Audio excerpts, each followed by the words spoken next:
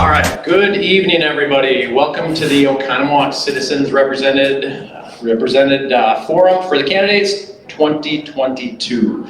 We appreciate everybody being here. I'm Jason Baumann. I will be hosting part of the event, and then Greg DeMark will be up here also to do some question asking of the candidates. You didn't come here to talk, listen to me, so we'll get right into the format part of it. We're trying to keep this to an hour, hour and a half at the most. We have a series of questions that we will be asking the candidates. Each candidate will have 2 minutes to answer the first question, and then after that they will have 90 seconds.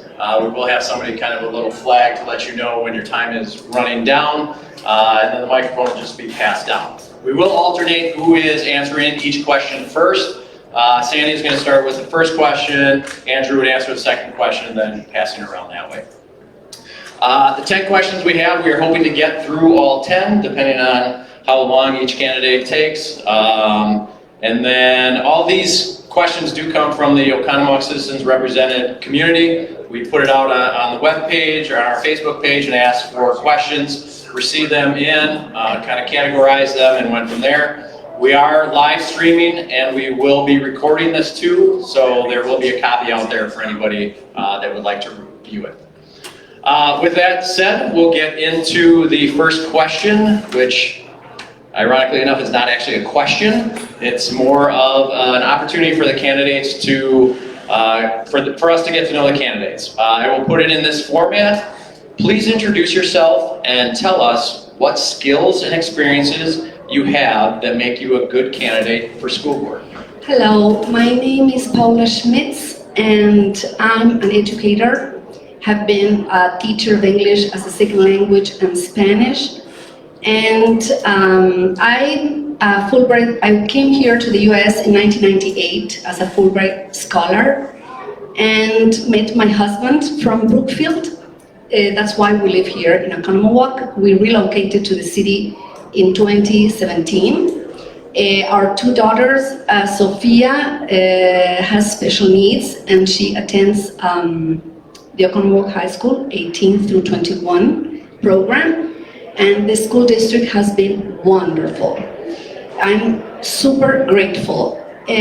Our second daughter is a sophomore at the school. She's a gifted child, happy-go-lucky, and the pandemic hit her, you know, like many kids. She did not understand the lockdowns and everything else. And seeing her and talking to other parents and their stories, I decided to run for a seat because I believe there are invisible aspects like mental and emotional health that are being addressed. There have been a lot of measures in papers. But then I would like to see more programs to support our students, their personal development, and I believe we can do more. And I'm not afraid, but I'm proactive in anticipating that we will not have in our school district an Ethan Crumbley or somebody that because of mental problems, you know, they shoot their classmates or they do something horrible to themselves, because the suicide rate is also why I want to work as a board member. All right, going on to our second question, and Andrew will start with you as far as answering. What do you believe are the primary responsibilities of a school board and you as a member of that board? I agree completely with what Bill said, and I feel the same way. I want to be a representative on the board of the students and the families. In my case, I would like to represent and advocate and work on behalf of children that are struggling. The board, we know very well what the board is for, right? But the times have changed, so it's much more challenging today to become a school board member after a pandemic than it was before. So I would like to address those aspects, like I said in my previous answer in the introduction, that are not visible. They're invisible, but that doesn't mean that they don't exist. So we need to outsmart evil, okay? And empower the teachers and the administrators to provide all those resources to students before it gets worse. Otherwise, we're not seeing the problems. In an ideal situation, everybody's role, as described by the previous speakers, would be great. But this is not the reality. The reality is that there are gaps, there's a budget, but resources are not going to where it needs it the most, which is, for instance, student mental health. So I would like to be an advocate for those aspects. All right, moving on to the next question. Where does the Oconomowoc Area School District have opportunities to improve in the short term? And what is your long-term vision for education in the district? I'll repeat that again. There's two parts to that question. Where does the district have opportunities to improve in the short term? And what is your long-term vision for education in the district? Well, short term, we make the opportunities. It's not what are the opportunities that you envision. We, together with the superintendent, we make the opportunities, and there aren't that many opportunities for growth. Our mission is that students learn and lead, and what I say in my campaign is that we have a big gap in growth.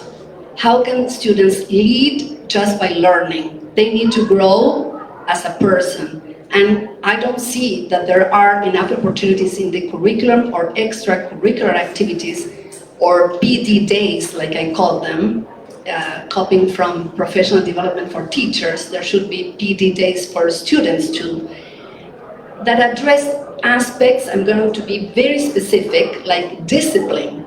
I've taught in our public schools, and sometimes it's very difficult to teach. And students need to be more respectful, discipline can improve, and then you will get those long terms here and now, with seeing the real obstacles that we're having and how to overcome them. You won't get the long-term result that you want in well-rounded individuals, global citizens, people that can communicate with others and can serve here and abroad. All right, question number 4. So, do you believe the recent superintendent search and the outcome of that search was a success? And please explain your answer. Well, I was actually invited to participate in the search, but for professional reasons, I couldn't. But I believe that the search was conducted in an incredibly professional way. The pool of candidates was amazing, and the board, followed a procedure to select 3 finalists, and then I believe the one that the board picked was the best candidate. I was thrilled with the idea that we finally filled this position. I don't have to say anything else because I don't personally know this candidate, but I trust the board 100% with this selection. And I want to say something else about the superintendent bringing opportunities, which was the previous question. I agree with what Sandy said about the district being exceptional in many cases, in many of awards that our students have, but that did not answer the question. I'm going to challenge that. The question was creating opportunities. You don't create opportunities on excellent results because you got them already. You have to create opportunity for the gaps that exist. And that's why I'm running in this campaign, because I want to cover those invisible aspects that our students and teachers, because there are a lot of challenges in our teachers when kids are disturbed and they are not being addressed. I hope the superintendent can see this. So this is one that will be an interesting one. Navigating the pandemic over the last 2 years has been a challenge for both schools and families. Looking back, how do you assess the performance of the district concerning their pandemic response? What lessons have you learned, and what, if anything, could have done differently? I was not part of the board, and I'm not currently. Hopefully, I will have your vote if you can see that we needed to sometimes stand braver because we had a lot of mandates. So what can the board do with something that comes from the federal government or the state government? You have to implement it, right, like a school lockdown. But when things started to open, in my view, we should have done much better opening the schools, in-person classes, and also sports. Because who can deny the benefits of exercising for our students, especially when they are young? And it took forever. I saw it by taking my kids to school. They were not going to the fields. What will the virus do in a field, for God's sake? So there wasn't common sense. We needed to open the gyms. It's an incredible space. So I was really disappointed that we were not using our facilities in the middle of the pandemic when our kids were hurting. And nobody's seeing the consequences of that. They were at home, in a home prison, for God's sake. And we allowed it to happen. So I'm running because this, if I'm on the board, is not going to happen again. You can rest assured, no masks, because they will breathe oxygen to be perking and learn and exercise and communicate and socialize. All right, that concludes our halftime show here. We're going to get started here with question number 6. All right, we all want the students of OASD to benefit from a productive and safe learning environment. To that end, some school districts are pursuing initiatives regarding diversity, equity, and inclusion, DEI. Do you agree with these initiatives, and if so, can you provide details of how you would implement such initiatives? I agree with what the previous members said. On paper, everything looks very pretty, diversity, equality, inclusion, but in practice, it's difficult. And we're not in a diverse school district. This district, demographically, is not very diverse. The other day I was in a meeting. One of the English language learners teachers told me she had 55 students. That is nothing. Out of 5,100 we have in the district. So it's a very small amount. And our students are not exposed to a lot of differences. The fact that I, as a teacher, have an accent, they look at you like... So I believe that there's room for our students to change their mindset. Because all those, what makes us diverse enriches us as a society. And that's why I'm also running, because I will bring diversity to the board and to the schools. And I want to promote it because it makes us reflect the world, how the world is, and represent the world after school, okay? So there is room for improvement in all of these aspects. And bullying is one example of no tolerance when somebody's different. Okay, next question, number 7 here.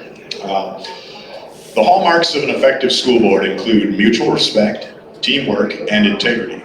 How would you handle a situation where you had a viewpoint divergent from the board majority? Would you tend to vote with the majority to preserve team unity, or could you be a lone dissenting vote? Well, I believe that I would vote according to my conscience, and if I'm the only one on a particular subject that I vote differently, and I could give an example if you want, I would do it because I need to represent the families and the parents and the best interest of the students. And dissenting is part of integrity and transparency, so I don't see a problem there. Now, once the general vote goes in a different direction, of course, you have to support the final decision. The example that I want to give, that I said it when the board interviewed me for the vacant seat, and I mentioned it in our last town hall at Short Haven. We parents received a newsletter from the Oconomowoc High School that students could go and get vaccinated at Meadowview. And I had a problem with that. If I had been on the board, I would have objected to that decision because this is not a vaccine that has been around for too long and has been tested enough for safety. Why would we vaccinate children 5 years of age in a public school building that is paid by taxpayers? I think that we should have been asked.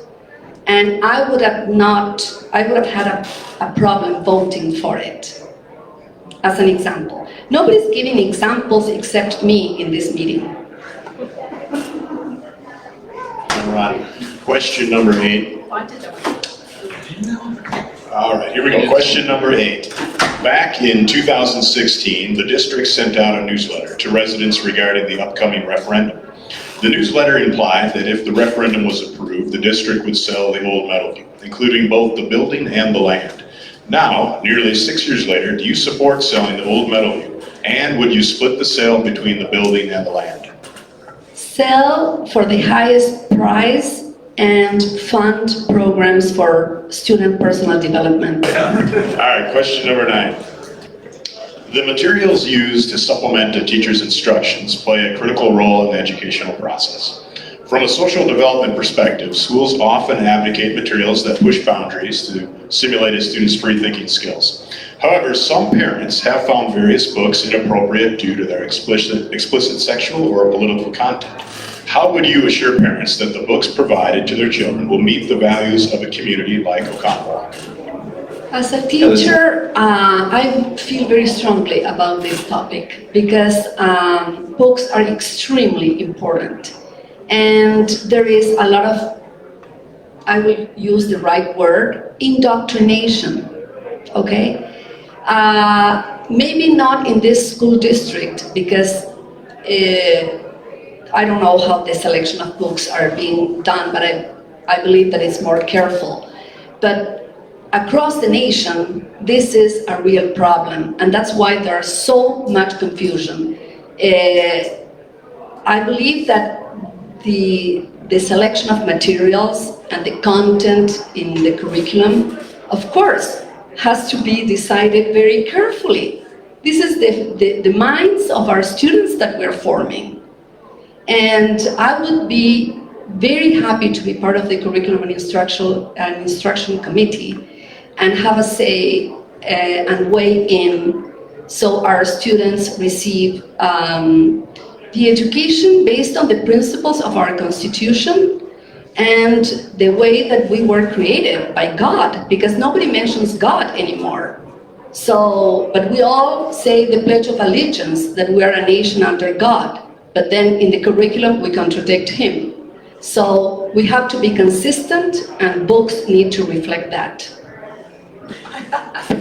All right, we've made it to the final question. After the final question, Jason will come up with some closing remarks, but I think everybody's done a great job, and we surely appreciate all of you attending here. This has been fantastic. So one more question to go.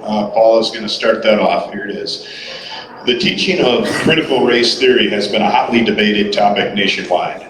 Critical race theory asserts that racism is embedded within systems and institutions, like the legal system, that replicates racial inequality. Do you subscribe to this philosophy, and should CRT be taught in Oconomowoc schools? I do not, and I do not support it, teaching it in our school district. Like other members said, it's a divisive. We are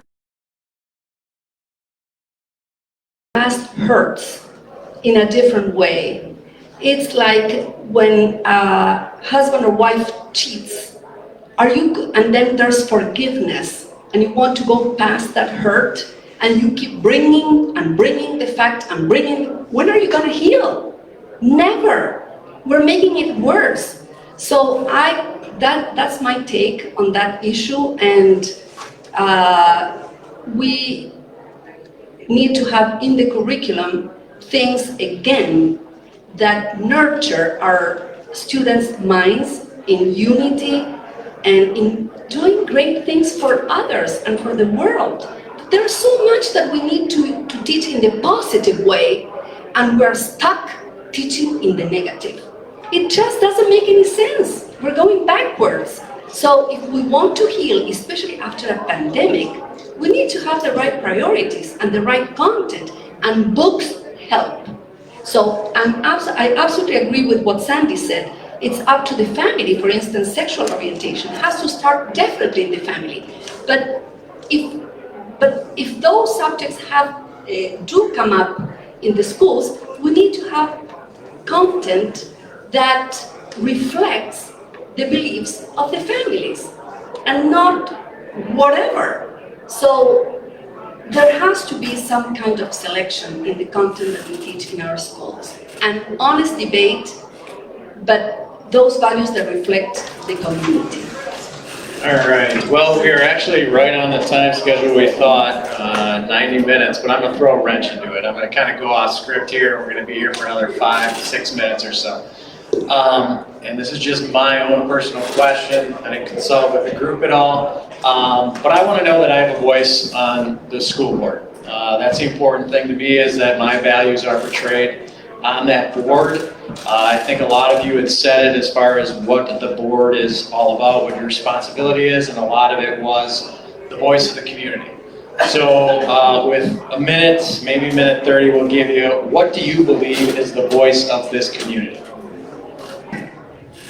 I forgot to mention, talking about the community and I also embrace conservative values as a conservative Catholic, but I want to represent the community and hear those that don't have a voice. We were all saying we need to hear. And I'm all for hearing people at the grocery store and everywhere. I have invited them to my Facebook page to participate. So I'm all for hearing, but there are some voices that are sometimes hard to be heard because they are hurting. So I want to get to those parents that are still paying the consequences of the pandemic, and the students that are struggling, and those are also voices. The fact that they are not here speaking doesn't mean that they don't exist. They are part of our school district. And those are the people that I want to represent. I also served in Head Start in Champaign-Urbana, and that was because I believe that every kid needs to have a wonderful Head Start. All right, that is it. Sorry about that little extra time in there, but I appreciate everybody being here. A big thank you to the candidates for everybody agreeing to be here tonight. I'd actually like to point out Greg, who was up here earlier. He did a lot of the work on this as far as organizing the questions and the whole IT gamut. So thank you, Greg. I appreciate it. I just got the easy job to stand up here for a couple minutes. I gotta have a plug for the Cornerstone. They allow us to continue to have different various meetings up here and forums like this. We are going to, as long as we have all the technical stuff right, share the whole forum today out on our website. So that'll be available for anybody, for candidates to look at. Invite people to that webpage to be able to go see that part of it. With that, if anybody in the room wants to stick around, the candidates will stick around if you want to answer any questions to them directly. And thank everybody in the audience for showing up and being a part of this. Thank you. Thank you.